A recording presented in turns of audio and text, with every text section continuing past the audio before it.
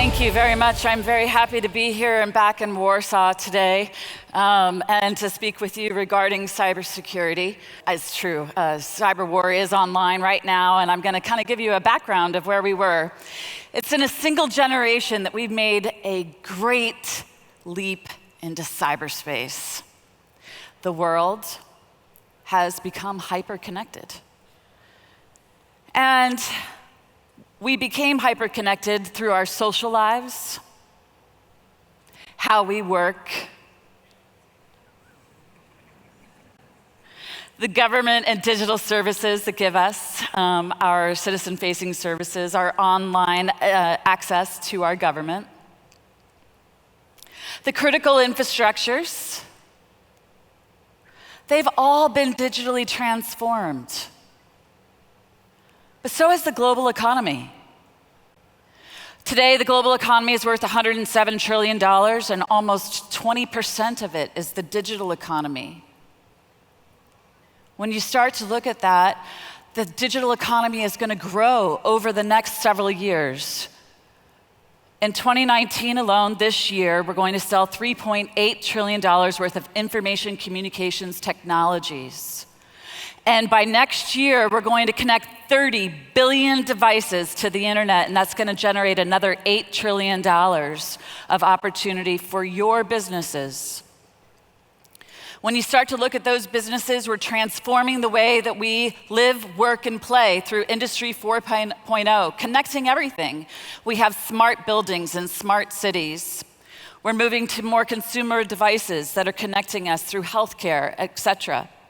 We also have transportation and logistics, autonomous vehicles that are going to come here to the 3Cs region, and smart agriculture, where we're putting IP devices on our cows to know where they graze, and on our chickens to know how many eggs they lay. Our countries are racing to capture this digital opportunity.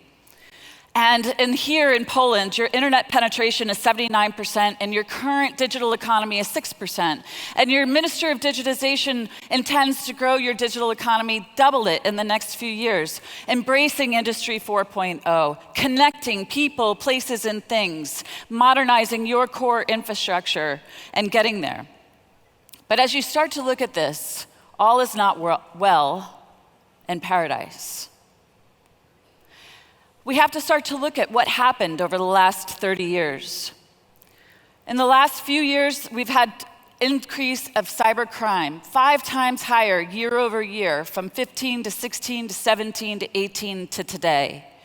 And as we've embraced that Industry 4.0, we've had a 600% increase in attacks on those devices.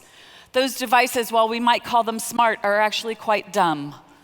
They're vulnerable, they're accessible, they're exploitable. And you have to ask, why is that? Why? We increased our vulnerability over the last 30 years. And that environment that we've embedded in the core fabric of our businesses and in the critical infrastructures and services of our government that we've become critically dependent upon, our underlying fundamental technology is insecure. We've allowed the marketplace to deliver us with the principle of field it fast and fix it later. Patch Tuesday. Patch Tuesday this week led to 88 vulnerabilities, just one vendor, Microsoft, 21 of which were critical. Your businesses will take a minimum of 30 days to fix it, most likely 90 days. 90 days of vulnerable Wednesdays, and every day thereafter. And that's a problem for your businesses. Now, we like to think at a government level that this is difficult, to find these unpatched systems, these vulnerable systems in the core of your enterprise, but let me dispel that thinking. Unpatched systems are easy to find.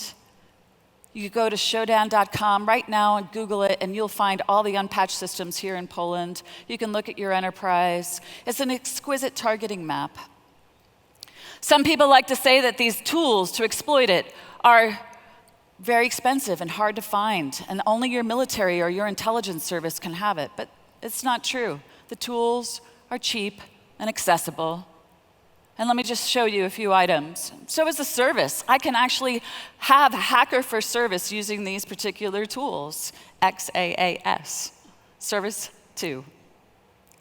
And that service with a smile is going to look at you and steal your national identity. And your national identity has a small cost to it. It's the cost of a cup of coffee, $3 US.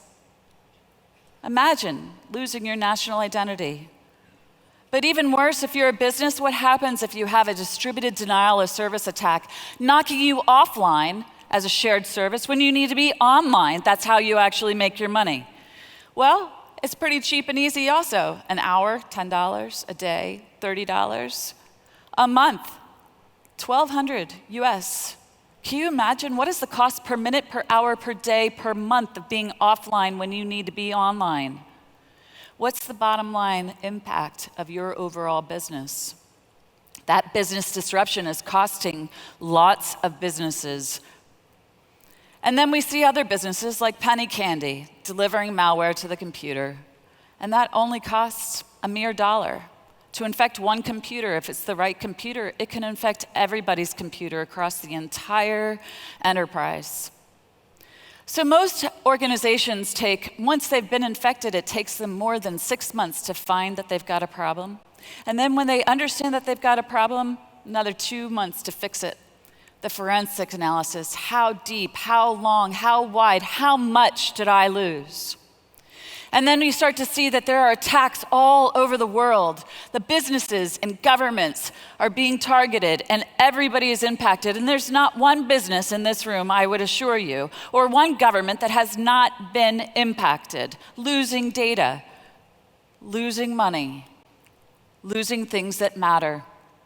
So you have to ask yourself, what is at risk for my enterprise? Well, if I'm in the financial services business, I'm going to lose money.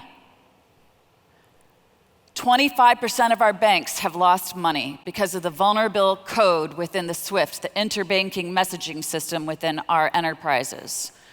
Where almost all of us have lost our credit cards. And while we don't actually think about what that loss might look like because we pay an annual percentage, well, that annual percentage rate that you have went from 12% to 15% to 19%. And why is that? Because you're paying for the cyber crime, the write-offs of the credit cards. And then almost every cryptocurrency exchange, Bitcoin, Ethereum, have all been hit. It's real money. But that's not all that we're losing. We're actually losing data from our networks, and we're losing our intellectual property. Our intellectual property is bleeding every day out, where it's being stolen by a set of countries to actually position their national champions. And you're losing market share because of it. The tech industry is the number one, followed by bio and medical, followed by autonomous vehicles or the automotive industry, followed by shared services in the consumer industry. That market share is real. You're being displaced. And then we're seeing even further malicious software for the dollar delivered against an unpatched system that's causing significant disruption to business continuity. If you're not familiar with what happened to Maersk Shipping, let me give you a few snippets of what happened June, about 1.5 years ago or 2 years ago, almost today. They lost, in a matter of hours, 45,000 computers, 4,000 servers, 2,500 applications because of an unpatched system, malicious software that destroyed the entire IT capital equipment. They were offline for weeks. They represent 20% of global shipping, 6% of Denmark's GDP. They lost 10% of their market share to China Ocean Shipping Company. And their earnings per share is down 53%. Maersk Shipping's not going to recover. When you also see that there's also safety and life being compromised through these product recalls, you have product recall from Abbott Labs taking back 400,000 pacemakers, Medtronic and Johnson & Johnson recalling all of their insulin pumps, and General Electric actually recalling their radiology machines because they're storing your personal identifiable information in the clear on the machine. Well, that's a violation of GDPR. So when you start to think about this, and the United States and the United Kingdom did an unprecedented release of a report of things that we're worried about.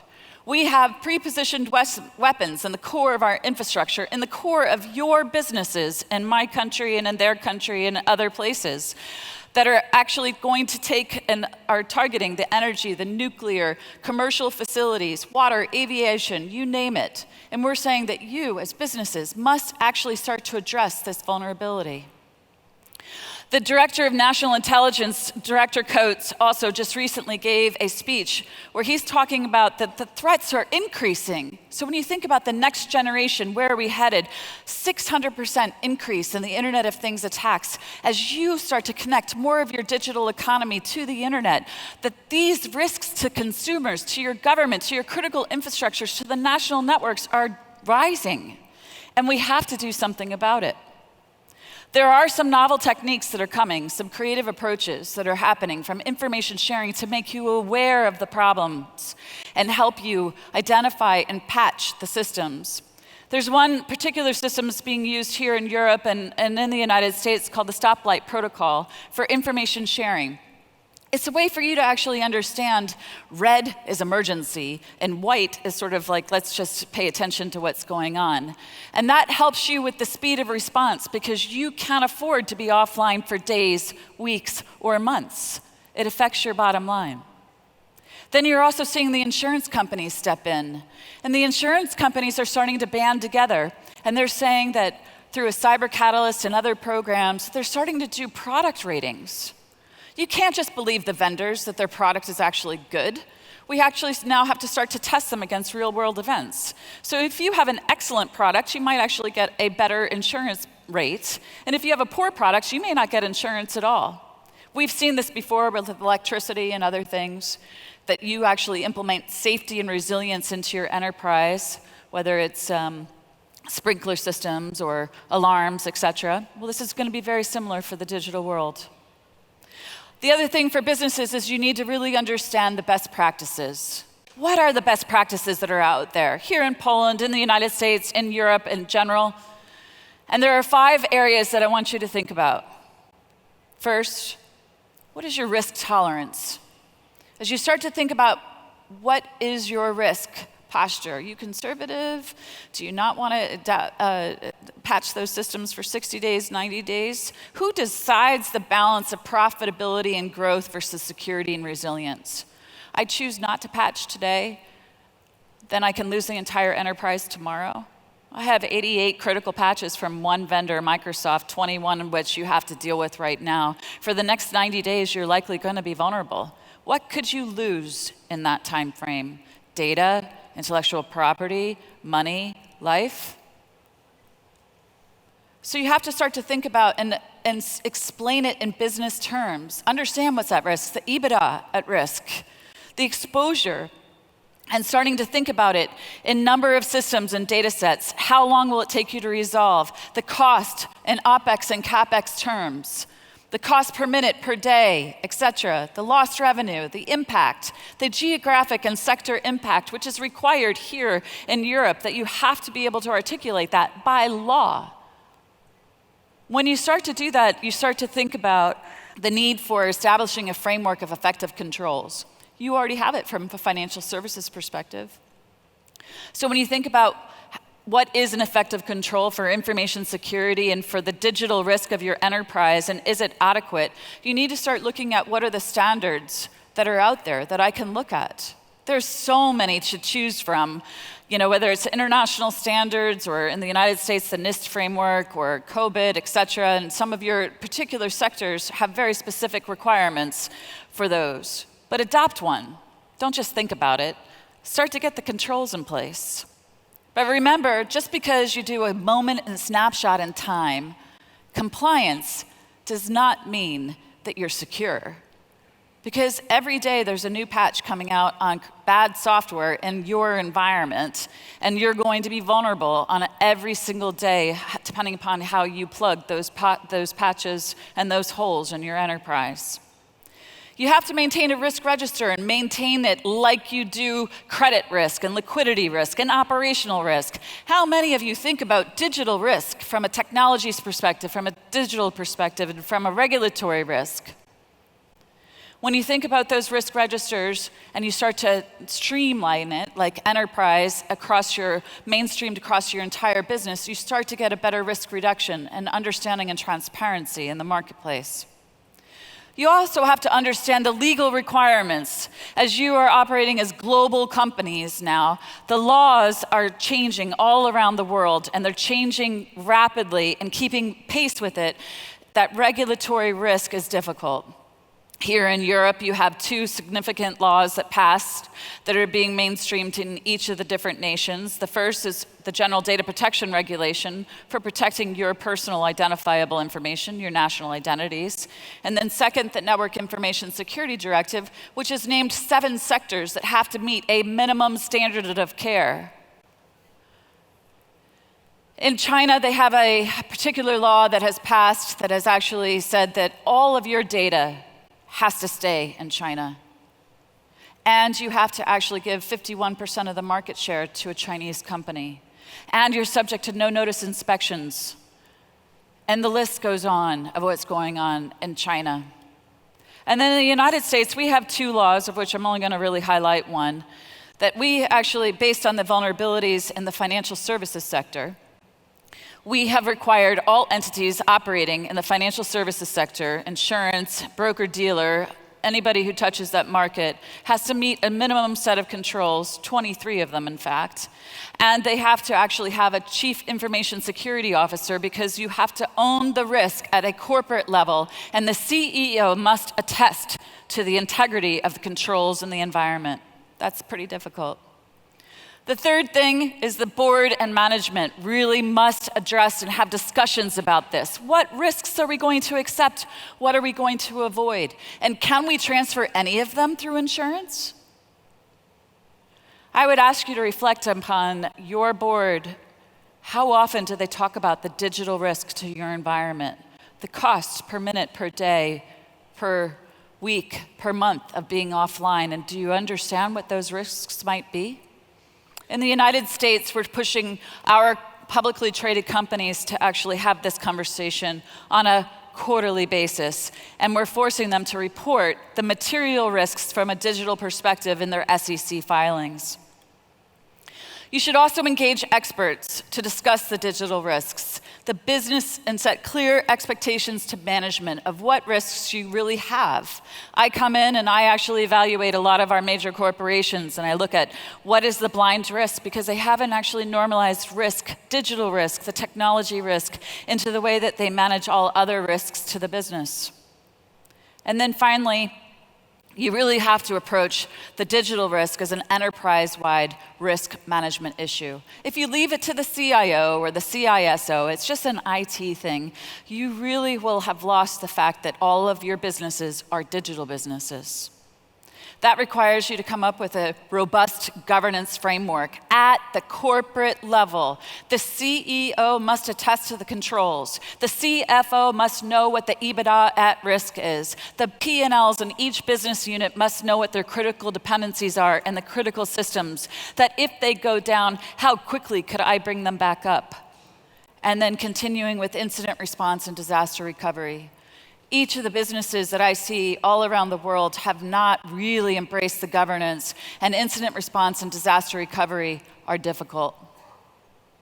But if you really own that digital risk, you'll be well positioned to capture the opportunities in the digital economy, capture the next 12% that's ideal here for Poland, and capture the 3.8 trillion for this year and the next 8 trillion for the Internet of Things.